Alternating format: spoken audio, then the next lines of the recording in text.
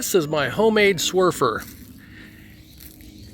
and I'm here to tell you what I did wrong so that you can do a homemade Swerfer without making these mistakes. That I did wrong was not when I attached it by a cable. This is a 1,200 pound cable, 12,000 pound cable. Anyway, it's 5/16 inch that's holding it together. It's between these two trees. Yep, tree 1 and tree 2. This is an elm tree on this side, and the other side is a maple tree up here. I'm sitting on the swing looking at the maple tree, and the maple tree is probably 10 inches wide up there where the cable connects. See if I can zoom in on that. Now the lighting is terrible. I can't quite tell where it's at. So I'm going to zoom out. But right up there, where it connects, it's probably 10 inches in diameter of the trunk on this side. The other side, on the elm tree, which were probably planted at the same time, it's about 12 or 13 inches in diameter up there where it's connected. And there's a slight issue in that the maple tree is quite flexible. If you see, you'll see that the branches and the leaves and everything are greatly moving. I'm moving the tree only about an inch and a half, but it makes a big difference here as I go up and down on the tree. It makes a big difference. It should have been put lower or on a different tree, and I'm not quite sure which one, because I think this maple tree is just more flexible than the other tree in general. The additional mistake that I made is the rope that I used here. Let's see if it'll focus on that.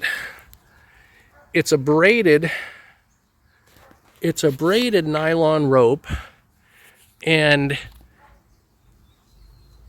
it's very springy.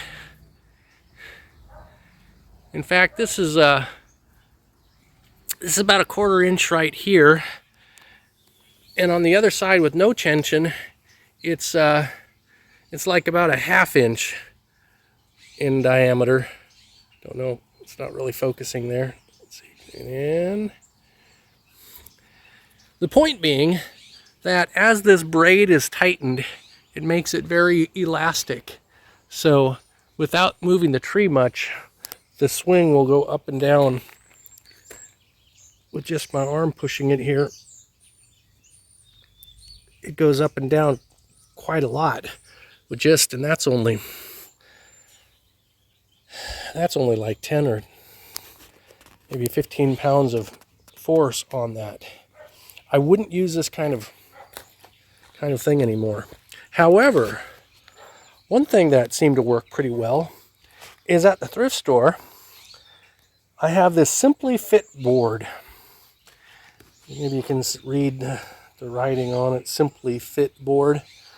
That has these, that has the rough surface here, so you don't slip so easily. It's actually a plastic board, about yo thick, and that's about, here I'll put my hand in the picture so you can see. It's actually about a 1/4 inch thick. Pretty solid board. For me right now at 230 pounds, it holds me sitting on it with just fine, but I have a little bit of concern about it. I might do better if I double up this board. I've actually found 3 of these dowels I used for the rope, for the handles. These seem to work just fine. It's actually off of an old mop that was polished on the outside. I just cut them to the width of the board, and put holes in them about the same distance as the holes that I drilled into the Simply Fit board. they work pretty well. I would probably make the handles a little bit longer if I did it again. I went down to Harbor Freight Tools and bought this ratcheting pulley system. It was like 25 bucks for tension. Ended up putting this bike. This is the bike chain, or yeah, bike cable that I wrapped around the tree twice on one end, and on the other end, real quick flash, I used was rated at like 420 pounds or something like that, and it's really cheap, cost $4. But by doubling it, by looping it around the tree, you get twice the weight capacity. So I had one side around one end, and I had put this hook knot in the other end to use it. Worked pretty good for the tensioning action. I'm not quite done with this, but this is the cable that I used. I got like 120 feet of this used off of Craigslist for 30 bucks, which I thought was pretty cheap. It's a 12,000 pound cable, and I feel very confident about that. This is where the cable goes through the maple tree on this side. It's kind of hard to see, but I used a cable clamp, pretty large one on this side, with 2 washers, a bigger heavy washer on the inside close to the tree that's not rusted, and this smaller washer to make it tighter on the other side. On the sycamore tree, I used actually 2 at a time, with a third one for a safety, additional safety. Come on, focus. Up there for the other end of the cable.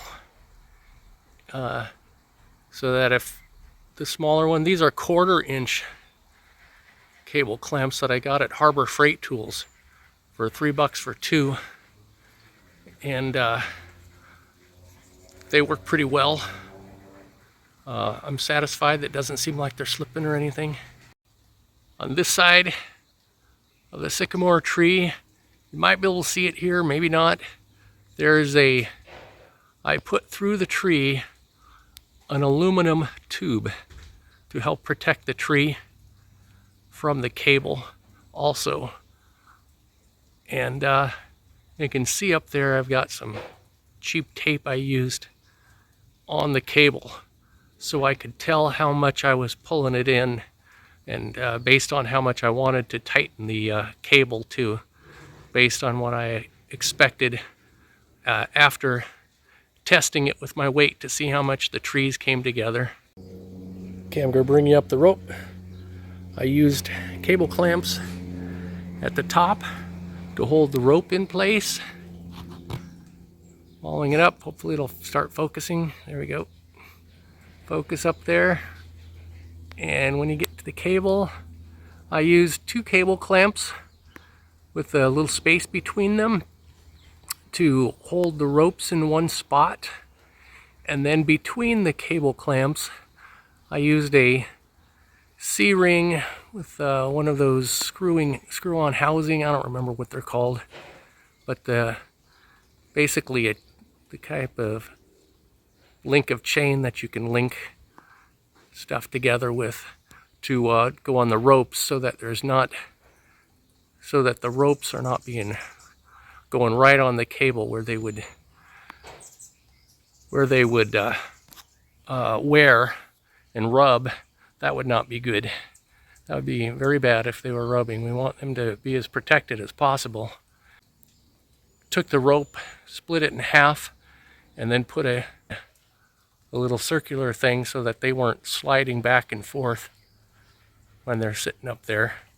And so these ropes don't go to the left and they don't go to the right, because fastened in by the two cable clamps.